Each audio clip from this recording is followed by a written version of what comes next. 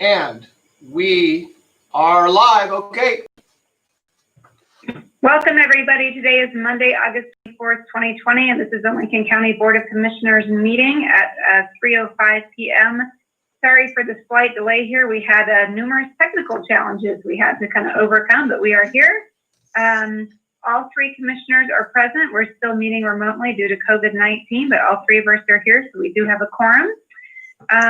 First up is the adoption of the consent calendar. These are items of a routine nature that either commissioners or staff can pull for further information or discussion. I'll ask that Casey or Christy maybe scroll down so we can see the rest of the consent calendar. Thank you.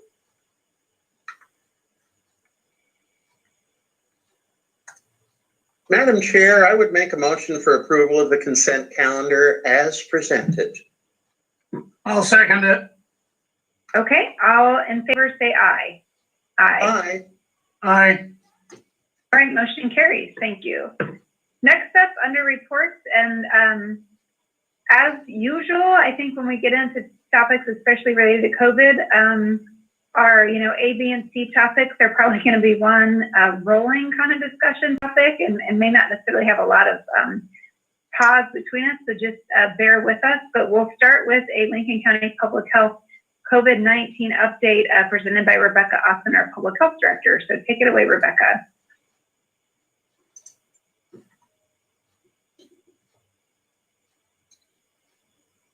And you are muted, Rebecca, if you're talking. Oh, sorry about that. I thought okay. So yes, thanks for having me in today. And I will just give you a quick count update. We have 453 positive COVID cases.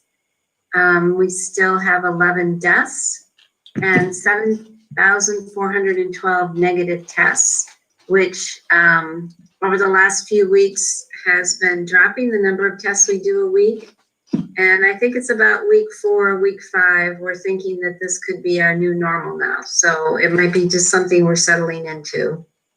And then in your package, you've got some data that I sent out to you last week.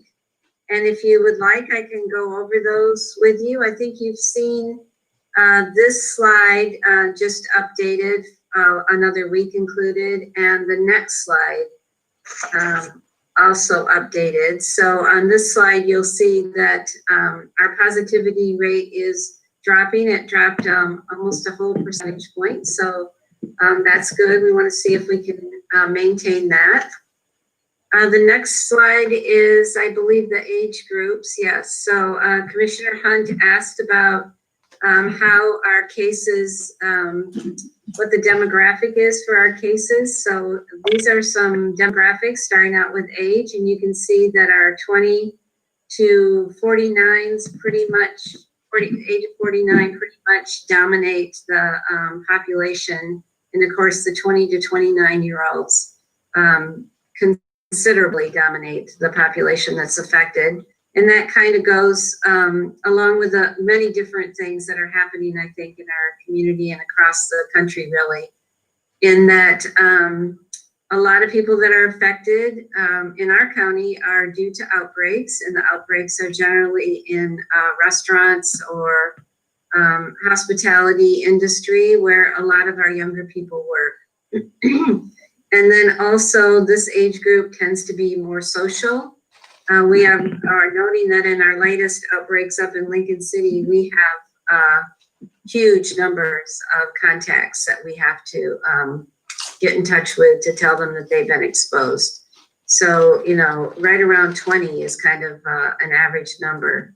That's a lot different than what we found in Newport, where people were more reticent to tell us who their contacts were. That's not the case up in Lincoln City. So that'll bring me to another slide about where we stand with some of our metrics, and we are slipping with our contact tracing. So that is right. And then this slide here is another demographic, and I think Commissioner Hunt again asked to see how the age distribution was settling with the various ways that we categorize cases. So the blue line, the blue bar is clusters, which we're really phasing out of. Those are sort of like family get-togethers. That's what we consider clusters to be. And then HH are households.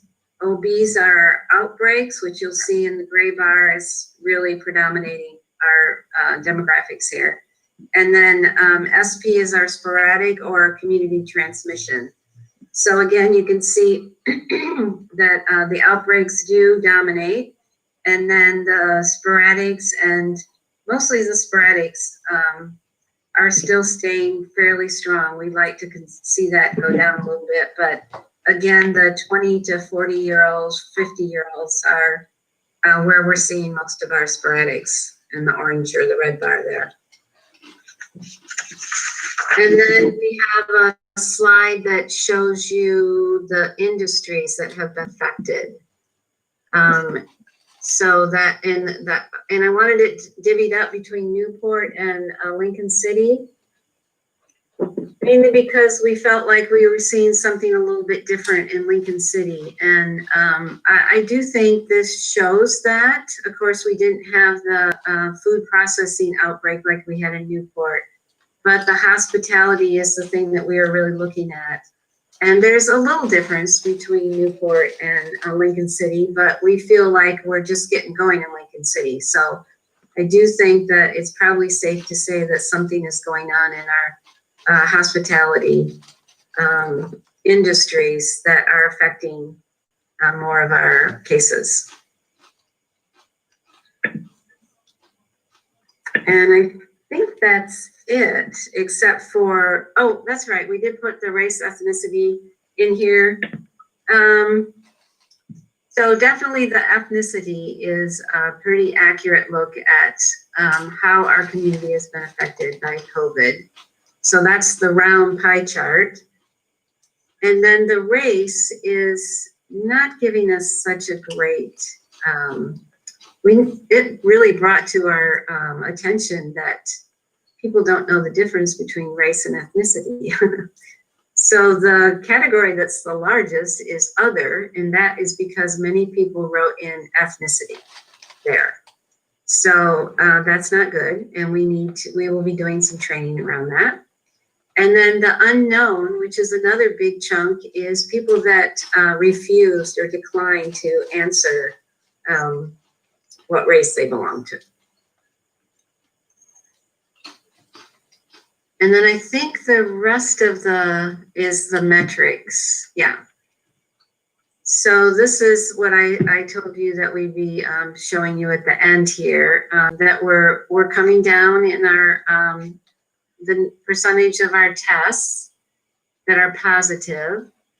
We're coming down in our new case increases. We're still not at the metric of 5%, but we're better. Community spread is, we're supposed to be below 30%, and we are at 58%. So we're still working on that. And then the last one is the one that we really want to start addressing, our contact tracing. And because we're having such high numbers of contacts in our outbreaks in Lincoln City, we do need to get more people on staff as contact tracers. And we need to run a 7-day-a-week operation. So we have 24 hours to reach out to our contacts. And when you have that many, we really need to, we haven't done this before, but we really need to divide and conquer. And we're going to need more people in order to do that. So that's something that Molly Vance, your nurse supervisor, senior nurse supervisor, and I will be working hard on this week to recruit some more people to help us out in that area and get more of a 7-day work schedule going as well.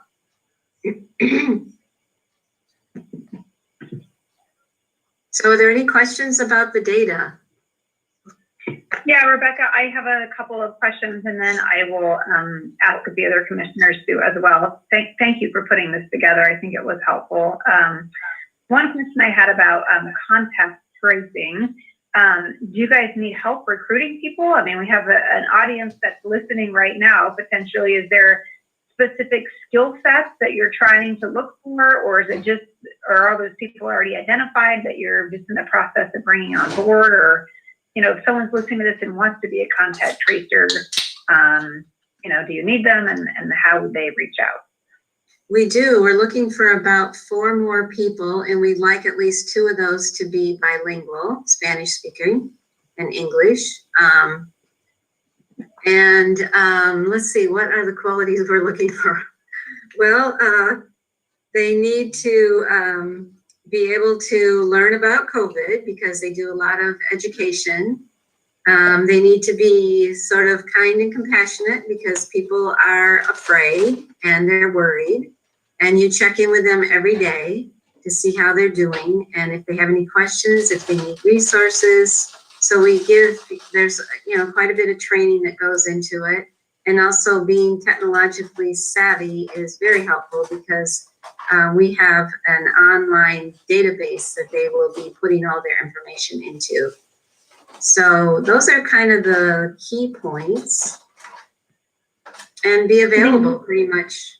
You know, you'll get a caseload and you need to check in with those people pretty much every day during their quarantine, which averages about 14 days.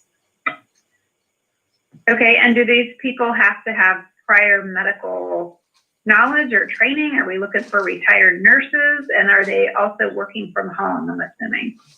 They are all working remotely, and we can set them up on their own computer systems too. They don't need to have county equipment because it's an online database.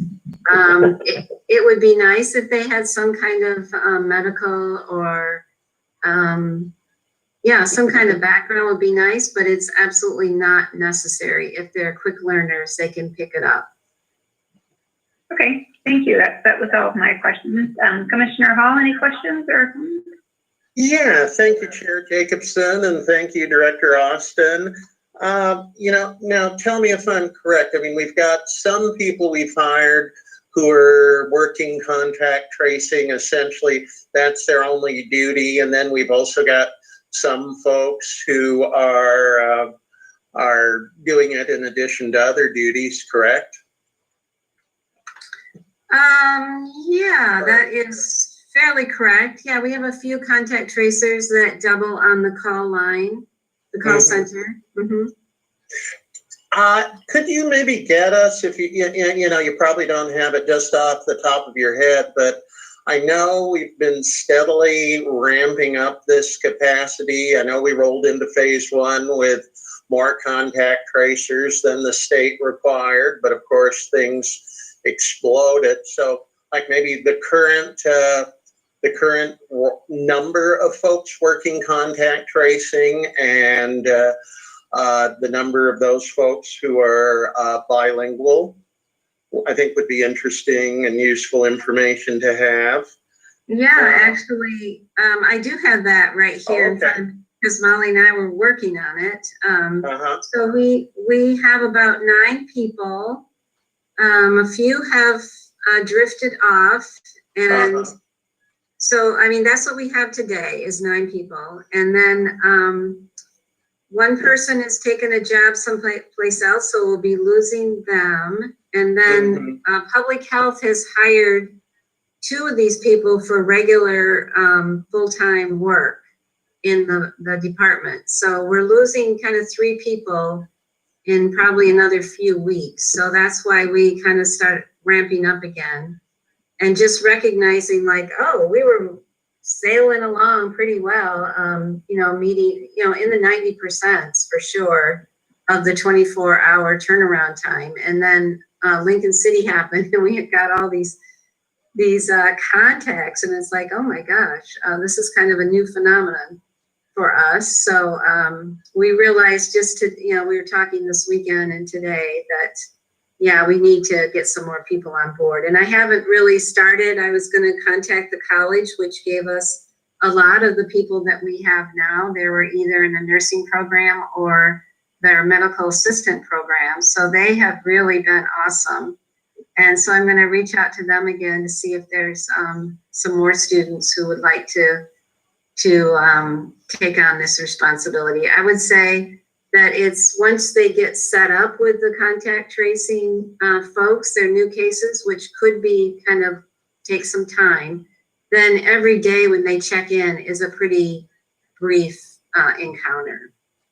So the people can do it and do other things, in other words. Okay, thank you. One more question. I don't have the governor's letter of approval at hand for us to enter phase 2 next week, but I do recall a phrase in there to the effect of the state is approving us to move into phase 2 contingent on us meeting metrics the week prior to September 8th. And I'm thinking a member of the public might be watching, looking at this chart, seeing 3 green check marks, but also seeing a couple of red X's. And how, if at all, does this impact the potential for us to be able to move into phase 2 on the scheduled date? Hey, Claire, would you mind tabling that till we talk about phase 2 and get through Commissioner Hunt's questions first about the data? Are you all right with that? Sure, I'm fine with that. Yep. Okay, all right, thank you. Commissioner Hunt, do you have any questions for Rebecca about the data? Yes, but on the other hand, if Commissioner Hall wants to address that question, that's fine with me. But since you've turned it to me, Director Austin, you indicated that the trends are going down, which is positive. I guess I would ask the question a little differently. The trends may be going down, but are we anywhere near where they should be?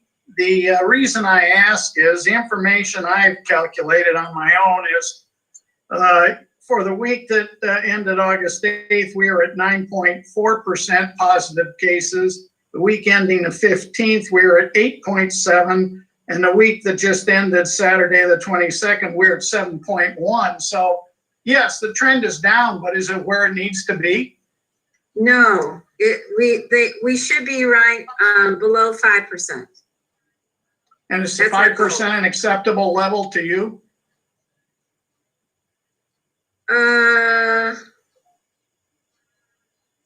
Well, you know, I'd like to be at 1 or 2%, but I don't know if we're going to get there anytime soon. Well, we were at 1 and 2% earlier in the outbreak. I mean, earlier in the pandemic. Right, until our outbreak, our big outbreak, yeah. Yeah, well, I think, you know, just look outside your window and, you know, there's a lot more people moving around than there were back in February, March, and April. So I think that's going to be our challenge for sure. Yeah, okay. What about the outbreaks? There are more than one outbreak in Lincoln City. Can you discuss the recent outbreaks? I guess I would ask the ones that have occurred in the last week or two. By name? Well, the ones that have been publicly announced. Publicly announced, yes. So besides Hillside, which is what started it all, then we have Surf Tides, and we have now the newest one is the Inn at Spanish Head. So we've had 3 outbreaks in Lincoln City that have been public, that we can emphasis on our legal ability to disclose publicly in the last couple of weeks. Correct. Okay. At this point, that's all the questions I have. Oh, wait a minute, I'll take that back. Director Austin, you've indicated that somewhat, depending on the time period, somewhere in the neighborhood of 40 to 45% of the cases are community acquired, or said differently, cannot be traced to a known source. Is it reasonable to think that a large percentage of those that are unknown would be tourists or other visitors to the county? Because if they were able to be traced, they'd be traced to jobs or you know, other places of business, family gatherings. Is that a fair statement? That's a fairly accurate statement. I would not want to pin my life on that, but I do think that that unknown element in our community is challenging for us. And like I said before, just because we can't prove that it's visitors bringing in COVID doesn't mean that it's not happening. Fair enough. Okay, that's all I have. Thank you. Thank you. Thank you, Rebecca. I'm hoping you can kind of stay on with us as we discuss phase 2 and also some things that were discussed at a state level later last week and go from there. So I kind of want to jump into our phase 2 update that I think both Wayne and myself and Rebecca and whoever else can kind of jump in on, but we did receive kind of official communication back from the state last week about our phase 2 application that basically kind of conditionally approved us, I guess is the way I would say it. The date was moved till I'm blanking on the date here, 8th or 9th. I'd have to look at the letter to remember. It's September 8th. September 8th, thank you. Tuesday. Tuesday, yes, day after Labor Day. So the date was moved back. I will say that I do feel the letter had a little bit of a misnomer in it. For those of you looking at the letter, I know we received some public questions and comments. The letter did say that we had a mutually agreed upon date. And I think that's a little bit incorrect. OHA had reached out to myself and Wayne and Director Austin, myself as the chair, and we had sort of discussed our applications. They had some questions about why we had arrived at the date we had arrived. They were concerned about tourism, similar to the discussion and questions you had just asked Commissioner Hunt, and asked, basically recommended that the date be moved back. I told them that I, could not speak for the entire board, but I personally wouldn't go against an OHA recommendation like that, and requested that the, information or the official response be put in writing so that could be presented to the board and to the public. And that's the letter we received, which said it was mutually agreed upon. So I think that's a little bit of a misnomer, but that is how they worded the letter. So, they basically said we need to meet the criteria for entering phase 2 the week before with that modified date. So that's kind of the, discussions that had taken place prior to receiving the letter, though until we received it, we actually were not sure exactly what date or other recommendations or things might be included in that. Wayne, is there anything you wanted to add? No, I think actually your discussion was really good in terms of the materials that Director Austin was showing you. That was part of what was examined by OHA in reaching this recommendation to say September 8th would be the opening date. And I think it's indicative of the fact that we're looking at, a point in time examination. So we choose a date, we look at the data on that particular date, and then things change. It also reflects the volatility of this particular disease and what happens. It can be a small number of cases can show a huge spike and impact the indicators that we're all examining. So that's why we're looking at overall trends and over actually a lengthy period of time to do this. So I think that was a great discussion you guys had in terms of what you're trying to wrap your arms around in making these decisions. I guess the second thing, and I'm going to let you, Chair Jacobson, talk about this because you actually were involved in a call with the governor, is kind of a pivot at the same time. So we got this letter on late Thursday afternoon last week. And then the next day, the governor pivoted the discussion, not just in Lincoln County, but statewide to schools, and provided some additional information for us related to schools. So do you want to talk about that? I do. However, I want to pause for just a minute and have Commissioner Hall answer her question again. I think now would be the right time for that if you want to go ahead and re-ask, Commissioner. Sure. Thanks, Chair Jacobson. Again, for the public, they see the chart with 3 green check marks, but 2 red X's. And I think a lot of people might be wondering, well, if the state's approval is contingent upon meeting indicators, how, if at all, does the fact that at least at this moment we're not meeting two of the indicators impact our request and the likelihood that we will actually be able to move into phase 2?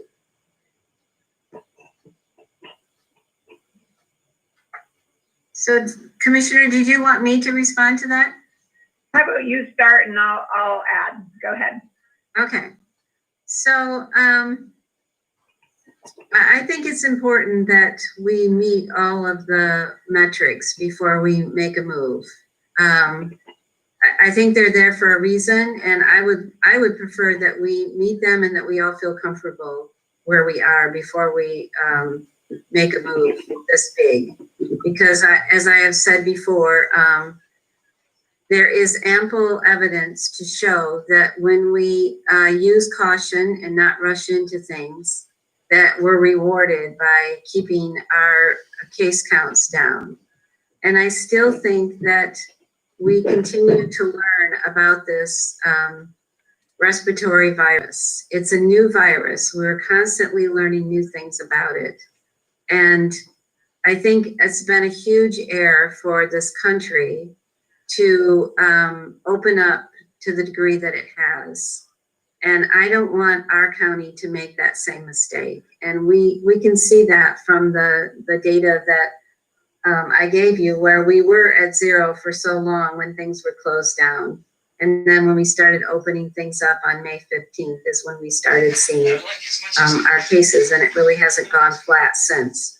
So for me to say, oh, let's just overlook those, especially when one of them has to do with actually needing to hire more people to make sure that we can do the work that's put in front of us, because we know if we're going to move into phase 2, we're going to have more cases. So I guess I'm still hoping that we will look for all the green check marks before we proceed. Yeah, and I would just add that it was fairly clear in that letter that we do need to meet those criteria in order to move into that. My suggestion might be, as a board, that maybe we have some official correspondence back and get some clarity, because I think it's important for our potential business owners and community of knowing kind of when that call is made. The data does change. And so if that's, the Thursday before or something like that, I think it would be kind of helpful to get some clarity in how OHA is going to communicate with us on, do we potentially meet that criteria or not? By what date would we know, so that we could potentially discuss? There's been times in the past where we met criteria actually right before we had our large outbreak. At Pack Seafood, we met the criteria to apply to phase 2, and the 3 of us unanimously decided not to do that because we knew we had a couple of positive cases at the facility, and we were worried that it was just the tip of the iceberg, and we were right. So I think to be responding back and just asking for some clarity on how exactly is that going to be communicated back to us and at what timeline, so that we can schedule a special meeting. If they get back to us on a Thursday or whatever before, we can schedule a meeting for Friday to discuss. And also, if we don't meet the criteria, do we just, kind of table our application, or do we push the date out further? I think working with them to get some clarity on this process would be kind of important, so that we're not trying to figure it out kind of as we go, but can have some clarity on when that information would come and when we could discuss that prior. So that would be my kind of recommendation, that maybe we have a consensus to direct staff to create a letter or something, just outlining the process a bit more.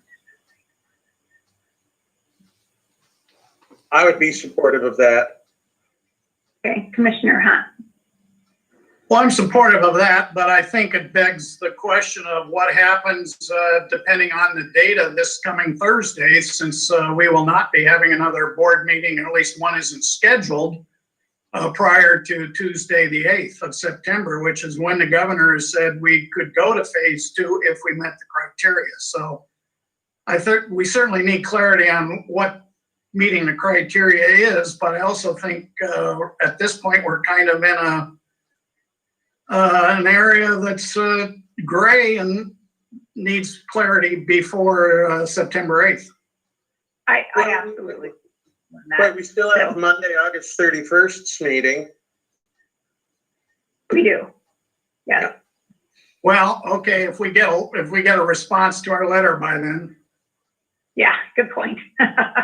So, yeah, since we do have a consensus that we need clarity, let's maybe direct staff to try to get a letter out in the next, maybe by Wednesday.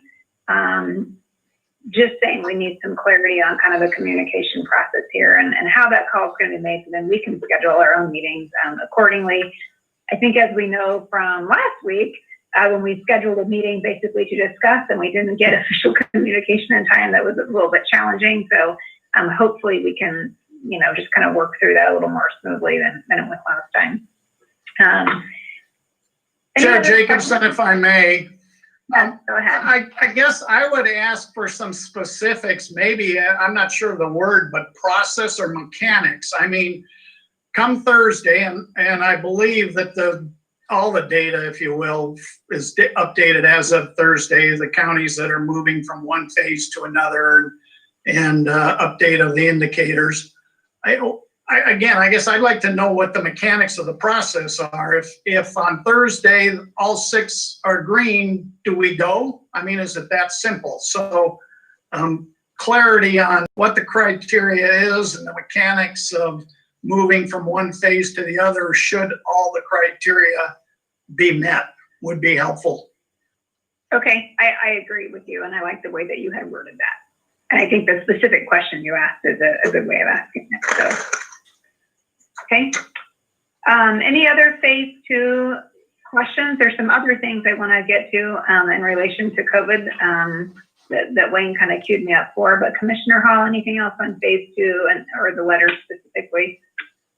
Not right now. Well, actually, I would like to reemphasize what you said, Chair Jacobson. I am a little puzzled about the language in the governor's letter, and specifically that part about the mutually agreed upon date, because that suggests a back and forth negotiation. And just so people are abundantly clear, we asked for August 24th and they came back with September 8th. Thank you. Yeah, they had asked me about a date after Labor Day. I said I could only speak for myself on that, and to put it in writing so that all of us could see that in the public, and this is so where we got. So it was their idea to push it past Labor Day. Yeah. Okay. All right. Just so everybody's clear on that. Anything else on phase 2? Not at this time. Okay. So the other thing I kind of wanted to jump into, and there was a lot of meetings last week, as well as a press conference, and I'm not even really sure who all attended what. So I'll start with what I attended and what I know, and then maybe we can go around, and if Commissioner Hall and Commissioner Hunt, you attended other meetings where this same topic was discussed, perhaps you can tell us all what you found out. So there's I don't want to say regular, like all the time, but there is sometimes a meeting of the county chairs of commissions and the governor. They've met, I don't know, maybe 4 or 5 times through COVID, 6 times maybe. We had one last week, and usually it's basically discussing something of the governor's pleasure, or something that she is thinking about or struggling with, or something she needs counties to help with. This particular one was similar to the information that came out in her press release the day after, really pivoting towards getting schools back to in-person schooling. Data shared was fairly interesting, actually. The goal to get kids back in school is a 5% positivity rate, and that's looking at a statewide positivity rate.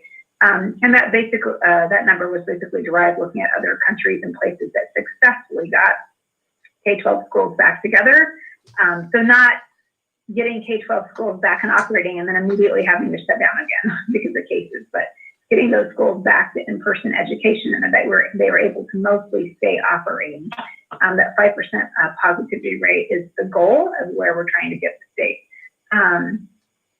Basically, that if we continue to do what we're currently doing in terms of fighting COVID and contact tracing and mask wearing and all that stuff, if we continue to do what we're doing, And it would take us about 230 days from where we are now to get to a 5% positivity rate.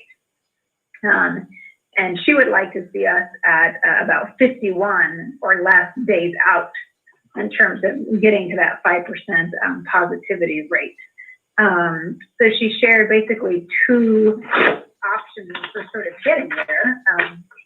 Her preferred option, and I'm reading this verbatim off of a slide, is that local jurisdictions and businesses immediately increase proactive enforcement efforts and improved implementation of current COVID-19 mitigation strategies.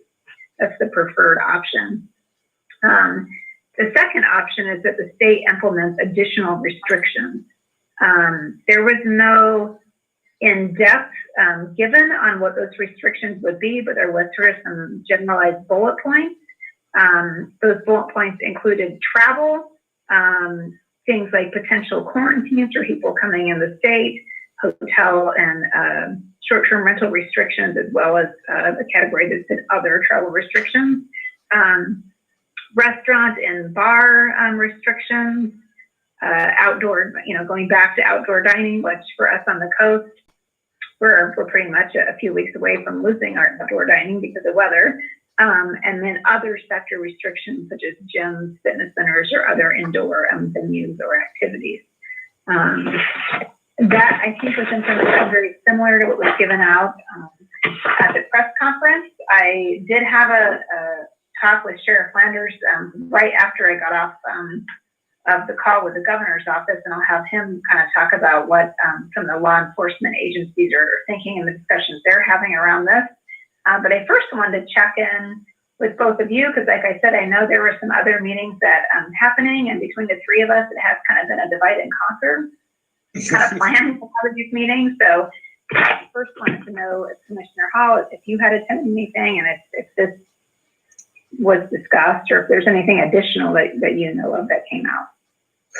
Thanks, Madam Chair. On Friday morning, the governor did have another statewide news conference, which I monitored and took notes, and this was definitely the central theme there, getting to where we can reopen schools in a reasonable time frame, and essentially presenting the alternatives of either redoubling our efforts to the current efforts to contain the spread of COVID, or that she would look at the potential for business closures. Restrictions. The only thing that was mentioned specifically there were restaurants and bars, and travel restrictions, which were described as at least potentially like a 14-day quarantine period for people either entering the state or returning to the state from hotspot states. I think she did go out of her way to emphasize that that's really, at least in her mind, she described it as a last resort because she knows it will bring more economic devastation. So in a way, another don't make me turn this car around kind of speech, but of course, with very high stakes for all of us. Okay, thank you. Commissioner Hunt, anything you might have attended that had additional information about this? No, not that hasn't really been covered. I think what I would just point out is that the governor has, I think, been talking for quite a while about travel restrictions, but the conversation seems to get slowed down, or maybe stopped, or takes a detour off the main road when it comes to how do you enforce it. And travel restrictions, I think on the surface sound great, but the question is, what does that mean, and who and how is it enforced? And that to me is a critical challenge, and one that frankly I don't see an easy answer to, but I'll listen with particular interest to Sheriff Landers' comments. Yeah, thank you. Wayne, is there anything you attended or anything you would like to add to this?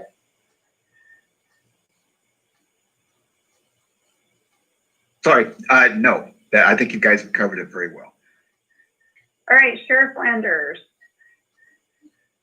Thank you, Commissioners. Good afternoon. Curtis Landers, Lincoln County Sheriff. Yeah, after our phone call on, I believe it was Thursday, Commissioner, I reached out to the Oregon State Sheriff's Association to determine if they had heard anything. They hadn't. This was the first they had heard.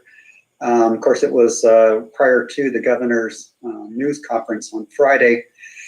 But I realized that after a conversation, this is really a statewide effort. I think you said 230, which is bad enough. I think the actual number is 270 days if we're on our track. But either one of them is bad enough, and it seemed difficult that possibly using enforcement and law enforcement to say that we're creating the risk of greater delays in school openings. So it got my attention.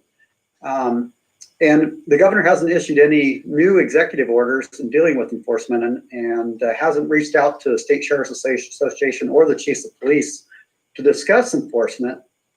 So really, as a result, we're trying to identify what she is hoping based on the statements from her press event and her office. And the news conference, like you said, it's now is the time to step up further when it comes to enforcement and compliance and requirements for face coverings, physical distancing, and social get-togethers. And she expects local law enforcement to set an example for the community, educate the public, and enforce the law when necessary. We reached out to the governor's deputy communications director, and they said that they would expect an active push for educating the public from local law enforcement first, handing out masks before resorting to handing out citations. And based on where we are now, though, it might be time to consider some citations to individuals. Couple of things, and this is a couple of my comments on that. First of all, it's a crime. If you violate the governor's order, these executive orders, it's a crime. Technically, you can go to jail for it. It's not just a citation. I've said all along that I wish it was a violation. I wish it was like I compared it to the seatbelt ticket. While law enforcement, our purpose, our branch of government is to enforce the law, it's difficult to be out enforcing this law and put priority on it when we have a lot of other things going on that we prioritize. Not that we're refusing to enforce it, but it's just in priority. And I know this is important, so it's hard for me to really balance that. But I've said all along, if it could be a violation, if we could somehow do that, it would be easier. Number one, it's less time consuming for officers to write a ticket than have to write a complete criminal report on something like this. And so it would be a lot quicker to do. It's like a traffic citation. I think I'd reach out now to Council Belmont to ask. I know the governor mentioned in her news conference that she said it was a $500 fine, but it's my understanding that's just the civil penalty, not anything that we would do, and it still is a misdemeanor. And I just wanted to know if your take on that was the same.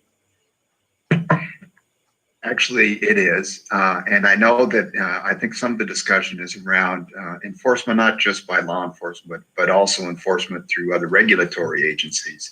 So, for instance, to the extent that the county, for instance, in our environmental health, licenses certain activities like restaurants and those kinds of things. If there are violations there, I think that's part of the approach that they're talking about. Is there may be different kinds of sanctions that could be put in place for those that are regulated in other areas too for violations. So I think there needs to be a further discussion around the whole question and what the mechanisms might be and what's most efficient for us if we're going to move forward to assist the state in doing this. Correct. Thanks. That's what I kind of figured. So kind of what does that mean for us and other local law enforcement agencies, and what my opinion is on it right now and thoughts. A week from tomorrow, we'll have our monthly meeting with local law enforcement with the heads of the other agencies. I believe Commissioner Jacobson and Director Austin will be there to kind of talk about this further, because number one, especially in our county, I'd like a consistent approach to what we do. I don't want the sheriff's office doing heavy enforcement, issuing citations, and the city of Newport not. I don't think that sends a very good message for our county.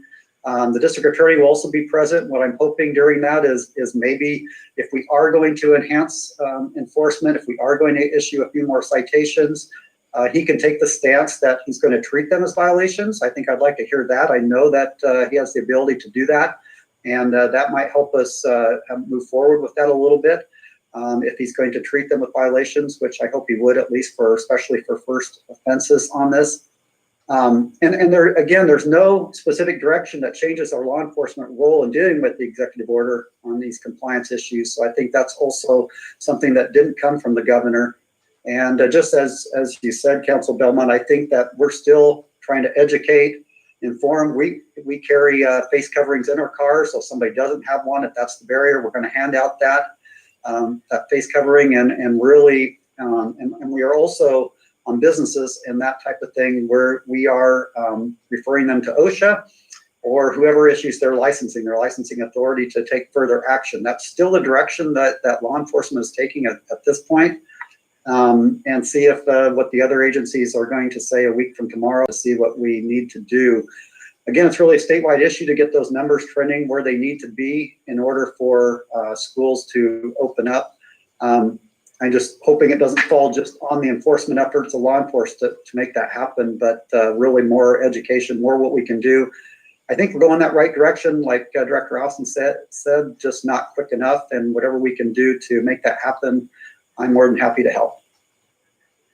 Thank you for that, Sheriff Landers. I would imagine that between now and next week, when you have your meeting with the other local law enforcement agencies, that hopefully there'll be kind of more clarity and guidance provided. I think last week was kind of the first kind of rollout of this goal, and I would suspect that in this week and early next week there might be some additional information.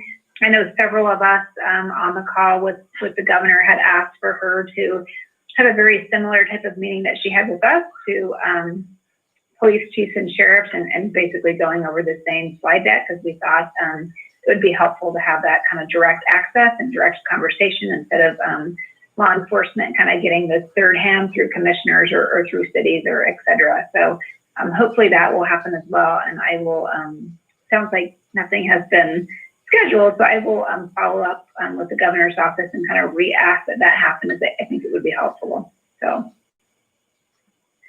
sounds good. Thank you. Yeah, we reached Yeah. out. So, it was all news to the State Sheriff's Association, so hopefully that does happen. I think that's a good benefit to do to get us all on the same page. Yeah. Commissioner Hall, any other questions or comments from you on this? Thanks. No. Okay, Commissioner Hunt. Well, I guess I'll share a concern I have. During this commissioners meeting, we've now twice said, well, we need to have more discussion and we'll, in effect, get back to you. We have one meeting Monday, August 31st to really discuss this, unless we want to schedule another emergency meetings, which I think are not the best way to do business. So my concern is if the sheriff's not meeting until a week from tomorrow, that's September 1st, which is after our scheduled meeting. You know, we continue to discuss the issue, but we're running out of time. And so, you know, we're going to have a discussion. We're going to try to get more information about the governor's letter. We're going to try to get more information about how we might be more proactive in enforcing social distancing and other issues relative to the spread. So I'm anxious and I'm concerned because I think we're running out of time. And with that, I'll ask a question that I think is an important one to provide clarity to the businesses and other people that are maybe listening to this or will listen to it. As things stand now, if the criteria are not met, do we open on the 8th?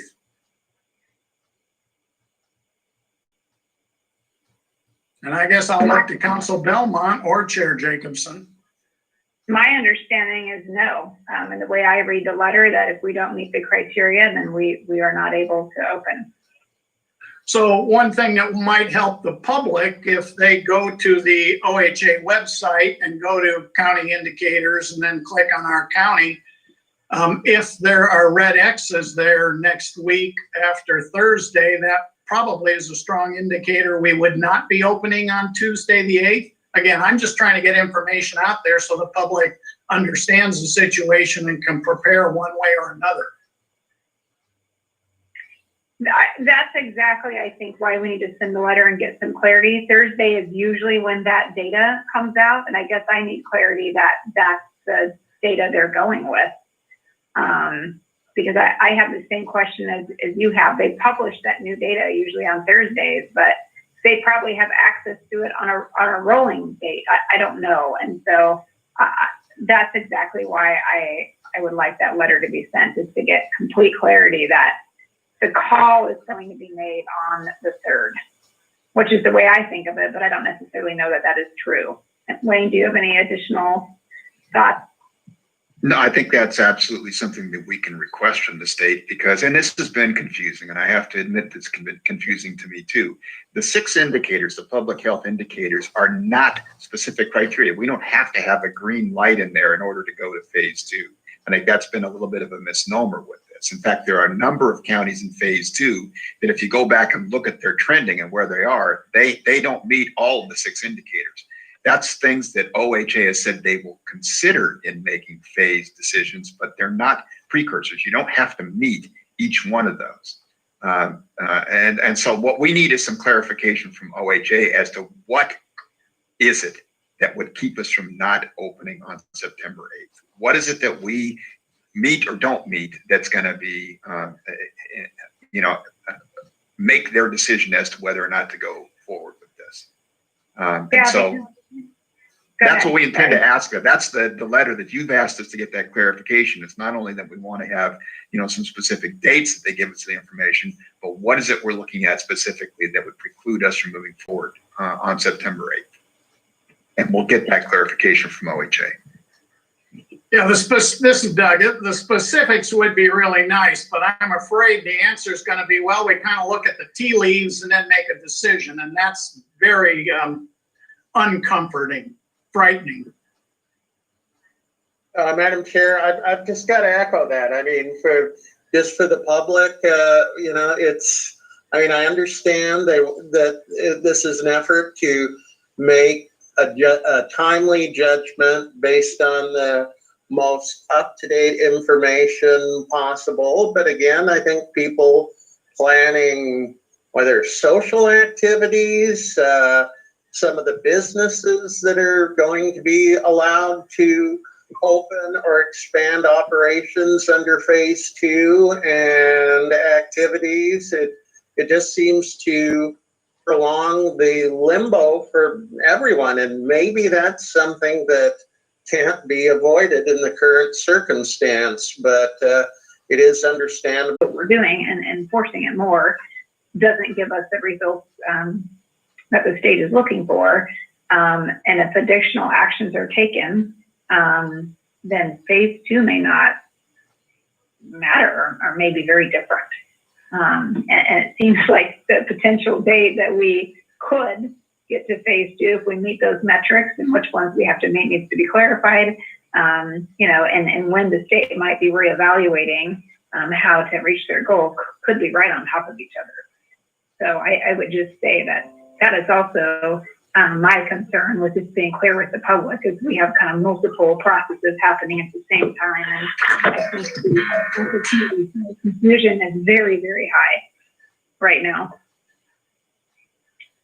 So I think our staff has marching orders to create the letter to get kind of the clarity on process, and hopefully we can just continue to have ongoing discussions with them, and ongoing discussions with the state, as well as press releases done by the governor, et cetera, to, kind of understand what's happening, not just with our phase 2 application and the metrics we have to meet, but in addition to this bigger thing that the state is looking at. So, Chair Jacobson, if I might. Yes. I would, frankly, right now, as things stand, I would be uncomfortable going to September 8th as a phase 2 date, regardless of the data. I think that, the trends are wrong. I think we've got outbreaks. We've got the efforts to try to get our classrooms going, and we've got the flu season. So my question is, I guess it's to Wayne or you,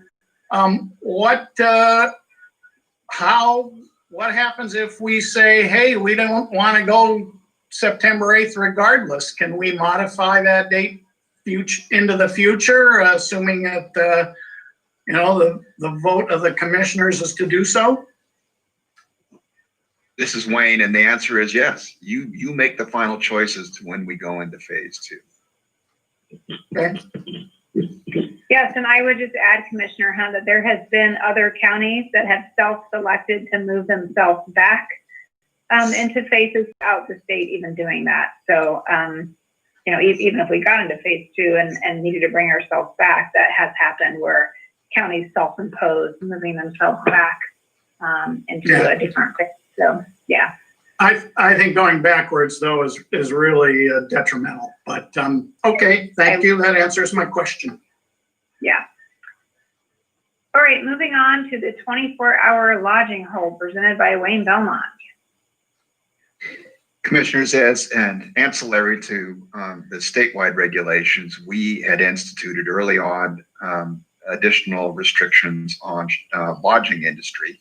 That was originally countywide, as you're aware, and then has changed now to where it's just Lincoln County that has a requirement that lodging maintain a 24-hour, we're calling a 24-hour holdback before properties can be cleaned and then rented again.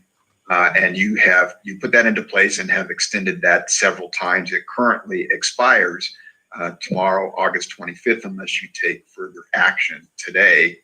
And if you take no action, then it will just expire tomorrow. And just to reiterate what I think we've discussed in the past, the city of Newport has a 3-hour holdback, and the city of Yachats has a 1-hour holdback in the way that they're handling these particular restrictions. So we need to just have that discussion, continue that discussion, and make some decisions today as to what you'd like to do. Madam Chair? Yes. Could I be recognized on a couple of things? Again, just to further emphasize and clarify what Mr. Belmont just said. He said Lincoln County has the 24-hour hold. We should emphasize that's for properties in the unincorporated portions of the county. You mentioned Newport with the 3-hour hold, Yachats with the 1-hour hold, and to the best of our knowledge, the other 5 incorporated cities either have no lodging properties, never adopted the hold, or have already dropped it, correct? That is correct. Okay, well, Madam Chair, maybe I'm jumping the gun, but just given all the uncertainty around the larger issues related to phase 2, I was hoping we could be at a point where maybe we could get some resolution on this. I know there's been a differing opinion on the board. I'd like to just put out there for discussion purposes, if one of you would like to second it, a motion to extend the hold, the 24-hour hold on properties in unincorporated, the 24-hour cleaning hold on unincorporated area properties until Wednesday, September 9th. The day after our prospective day for moving into phase 2. And then we can, further evaluate at our next 2 meetings, but at least that gives some direction, certainty to owners and operators. Well, Commissioner Hall, I'm in favor certainly of extending it. I think that it would be more effective if we extended it a little bit longer because there's a lot of unknown relative to the virus. I would support a date of Tuesday, September 29th. I think that gets us beyond Labor Day. It gets us at least into the schools educating, not opening necessarily, and also gives us a flavor of what might be happening with the flu season. So, I guess I'll offer an amendment to Tuesday, the 29th, and see if that has any support. Well, we still don't have a second for the original motion.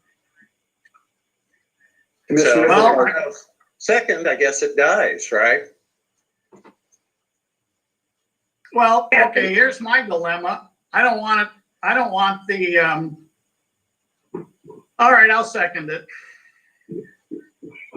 Okay, we had a second, and then I think we also had a suggestion for a friendly amendment, which goes back to you, Commissioner Hall.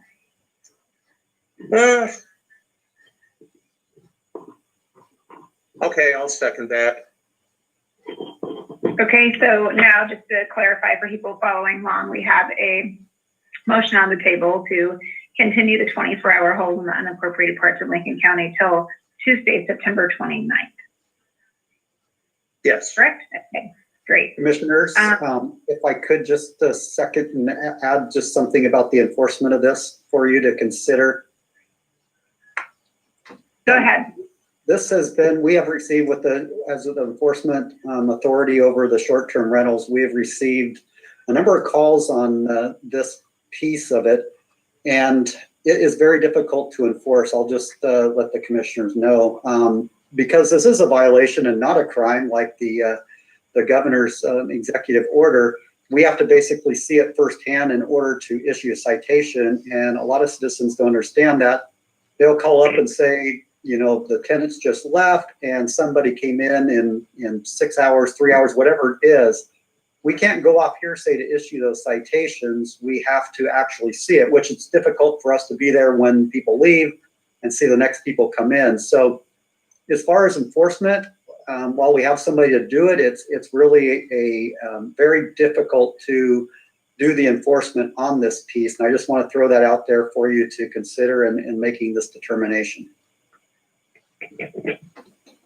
Thank you for commenting on that. I know I've gotten several emails about enforcement issues on this as well.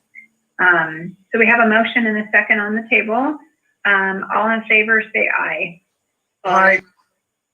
Okay, and I am a nay. I actually am in favor of the 24-hour hold. I wish all the cities had it, but at this point, I think just for the unincorporated parts in Lincoln County to have it, I kind of have an issue with that. So, but the motion does carry with 2 commissioners voting yes on extending that until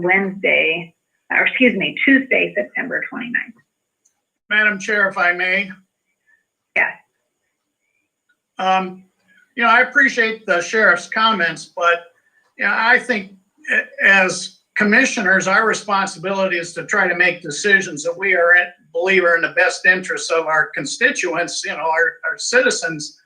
And I believe that limiting the number of rental units limits the spread of the virus. The fact that enforcement is an issue, that's secondary to making the right decision relative to trying to limit the spread of the virus. So I appreciate very much the sheriff's comments, but I also think that we need to be making decisions based on what's best. And then if there are subordinate issues, try to address those afterward. Thank you, Commissioner. I understand that. I just wanted to let you know that enforcement is difficult in this if we do receive further emails and phone calls on it. I just wanted to get that out there. We'll do what we can. Well, Sheriff, if I may say so, I think you could have stopped at difficult. Enforcement is difficult in this environment on a variety of issues, but I appreciate the efforts and appreciate the efforts of all the deputies. Thank you. So Yeah, this is Rebecca. I just offer something too for this discussion that I know we all need to start thinking outside the box because it's a different world we're living in now. And I don't know if the sheriff could do something like we're doing with contact tracers, you know, just training people up that can do a certain very specific job. And that might be something we want to consider because public health is also getting inundated with those calls about the stories about the short-term rentals that are not abiding by the 24-hour hold and are packing people in and things like that. So I just wonder if there's something else that we could do to be more creative to address this and not further burden the deputies that are already out there, you know, doing other work. Right. I think I appreciate that too. We're waiting to see what the decision was going to be today and how long the extension was going to be if there was one. So we have a couple of ideas possibly. We'll see it. We'll probably be talking offline with Council Belmont to see if we can do those or not. So. And 2 things related to this now. I will prepare an order which memorializes your decision today with the new date. And then I do have some ideas about how we can do additional enforcement, Sheriff, so we'll talk. And then still on the kind of 24-hour hold that we already passed, I just had a question for Rebecca about this. I know that, we have seen some hotel staff coming up positive with COVID in the Lincoln City area. And I know that you have had discussions with the mayor and others in leadership up there. And I was just curious if they were now re-looking at the 24-hour hold up there, or if there was other kind of actions around lodging that they had been considering or discussing that you knew of. Oh, you're muted. Sorry, Rebecca. You're asking me, I don't know if they're reconsidering that. I do want to talk to the mayor again, because we continue to get stories that people are coming into lodgings to check in. They're not wearing masks and they refuse to put masks on. So, we haven't really heard of that before. So there's something definitely going on up there. And I did want to talk to the mayor, and maybe I can suggest that they put that hold back on. I think that would be a really good thing. I mean, I do think that, we're putting our most vulnerable people in a lot of ways at highest risk. And I can't even imagine what working in restaurants where they let people come in and sit down and take off their masks and eat while the staff are, serving them. It's just such a high risk thing. And we're learning more and more about how this disease is transmitted, and the air, it's all about the air. So I just worry that we're not doing the right thing, or not doing as much as we could across the county. Okay, and I can follow up with New City as well, and you can do the same. So, all right, thank you. All right, moving on. If you can take me back to the agenda here. Thanks, Casey. Commissioner reports. Commissioner reports. I feel like I have said enough. So I will move on to Commissioner Hall and see if you have something to say. I'm going to pass as well. Okay, Commissioner Hunt. I'm going to follow the lead of my fellow commissioners. I have nothing. All right. Moving on to decision and action items and something non-COVID related. Bayview Road bid award and contract agreement presented by Roy Kenyon, our Public Works Director. And I know, Rebecca, if you need to get going and get back to your COVID related tasks, feel free to sign off.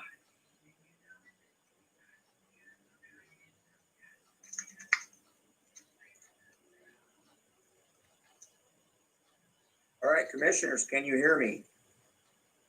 We can. Greatly. Good afternoon. I'm Roy Kenyon, Public Works Director for Lincoln County. And what I bring to you today is the request for a bid award for an asphalt overlay project on Bayview Road, County Road 702. Bayview Road is located on the north side of Alsea Bay. The paved section of this work is a little over 4 miles. We went out and advertised for bid mid-July. We opened bids on August 12th. We received 2 bids, one from Road and Driveway of Newport and one from Knife River, located out in the Tangent area. Road and Driveway is low bid at $505,529.05. The bid has been checked. All the paperwork is in. Everything is valid. And before I go further into this, you may notice that this is actually a decision action item, not a discussion information. I actually asked permission from legal counsel to speed up the process a little bit. I've already heard multiple times that we're getting towards the end of summer. September is always kind of questionable. We're kind of under the gun here for several reasons. We can do the paving project in damp weather, but we can't do the paint striping in damp weather. So we're hoping to we're hoping to have this project wrapped up by mid-September. Therefore, we've kind of cheated and we skipped a step. And so what I asked you 3 things today. One is to award the bid of the overlay asphalt for Bayview Road to Road and Driveway. I'm also asking you to approve the contract agreement between Lincoln County and Road and Driveway of Newport. And thirdly, like I said, do this in a manner that we can get more or less the show on the road. So I'm hoping not to wait until the next meeting, board meeting, which would be next Monday, for signatures on all of this. I'm hoping that we can get that taken care of this week. And I know that without everybody in the same place, it's not as easy as it used to be, but I'm hoping you'll work with me on that. Commissioners, if I might, there is an order that's prepared. I hoped it made it to the packet, but apparently it did not make it in the packet. But there actually is an order prepared for you to adopt today, if you so desire, that would accomplish all 3 things that Director Kenyon was asking for. Great, that was the question I was going to ask you. And it looks like Casey is trying to bring that up for us. I don't think it made it into the packet, but there is an order prepared. Okay. So procedural question. Oh, go ahead, Doug. Well, I was just going to say, I'll move to approve the bid award and contract agreement for Bayview Road. I'll second the motion. All right, all in favor, say aye. Aye. Aye. If I may, Right. Chair, I'd like to comment. Yes. Yeah, I think it's important to note that we're really not cheating the process here. There is methods to expedite things when they're warranted. And, certainly in the best interests of getting the project done and getting it painted, I think it's appropriate to expedite the process and frankly, probably save a few taxpayer dollars by doing it now rather than later. So I just wanted that on the record. Also, I would explain kind of why we're kind of under the gun here. This has actually been a very busy construction season for us. We had an asphalt overlay project that we awarded in June. We actually had a bridge replacement project that started 1st of July. We started a major bridge repair project on East Devils Lake today. And so and also we did a horizontal drain installation in July on Immonen Road. And so this is kind of like our 4th or 5th project for the summer. And with limited staff, it kind of, it takes time to deliver all of these projects. And this is the final project for the summer. And I would hope that our summer continues on because it feels like we really haven't had much of a summer yet. But Mother Nature waits for no one. So we're going to try to beat her to the punch and get this thing done. All right, and I just wanted to say I appreciated your comments, Commissioner Hunt. I was prepared to say something very similar, so I agree with you on that. Wayne, did we get all the 3 pieces that we needed to in that motion? They are, and they're included in the order that we'll have them sign. So. Okay, excellent. All right, thank you, Director Kenyon. Thank you very much. All right, discussion and information, doll disposal uniform rate reporting format presented by Wayne Belmont, County Council, and I believe unless they left, I think I still see them there. Yep, there's one. We have people from doll disposal here with us today as well. And if I can introduce Chuck Lerwick from Doll Disposal and Joe Cook, who is their consultant, who are here and have sat through this very lengthy meeting to get to this point. Thank you, Chuck, and thank you, Joe. And commissioners, in the materials you do have today is the rate reporting format for doll disposal. It's very similar to what we have discussed very recently with North Lincoln Sanitary. Dahl holds the franchises for a couple of areas for the county. For the unincorporated areas that are known as the South County and the East County. And actually also has franchise agreements with the cities of Siletz, Toledo, Waldport, and Yachats. And I didn't have a chance to talk to Chuck and Joe before this meeting, but I understand they probably have presented the same information to each of those cities, and we can get an update on what the cities have done in terms of the rate structure for the next year with those particular cities. So the report includes, had a couple of options and recommendations for us today, and I think I'll turn it over to Chuck and to Joe and let them talk about those, and then come back and answer any of your questions. Okay, that sounds great. Give me just 1 second. I had Joe stepped out. I didn't see that we were that close, but he's right out the door. Let me grab him. Okay.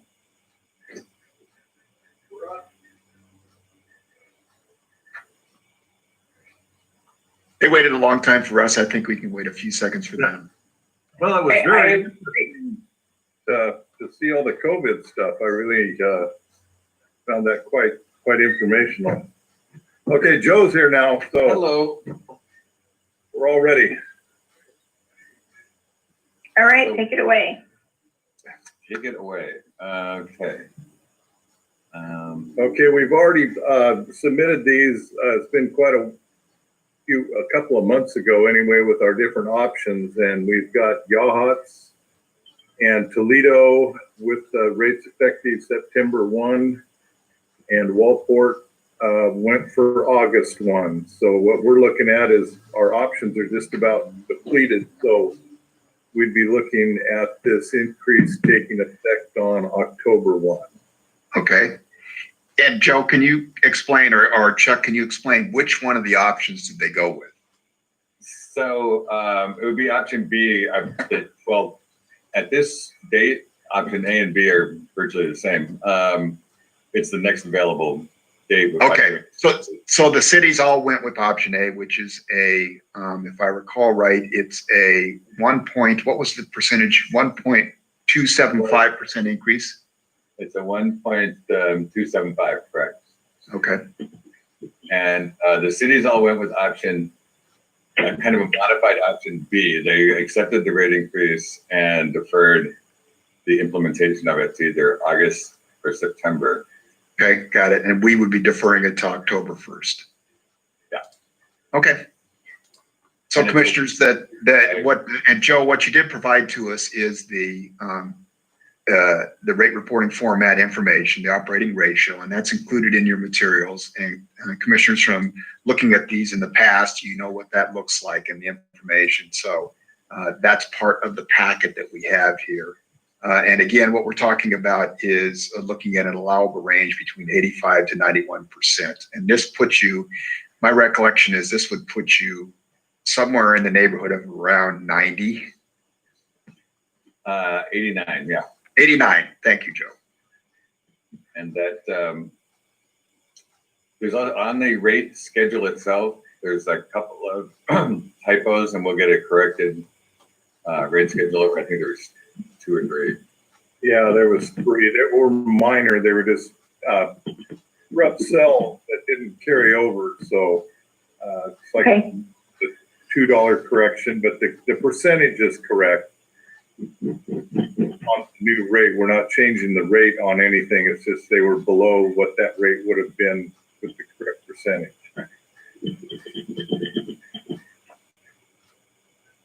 All right, is there any questions? Commissioner Hall, questions? No, I have no questions right now.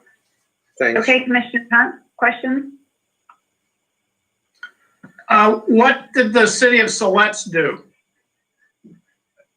Well, let's say this about that. I've been out there numerous times, and Cheryl has not been well, so she's only working 2 hours a day. And I talked to Willie Warman, the mayor, and they had their meeting, and he said that they'd gotten no information from Cheryl. So we're kind of roughing it through that one. Hopefully that their next council meeting will be on the agenda. with Willie's help. Okay, and then again, the other three cities all went with option A effective, well, for us, it would be effective October 1st. Yes. And like Okay. I say, Yachats was, and Toledo were both September 1, and Yachats was August 1.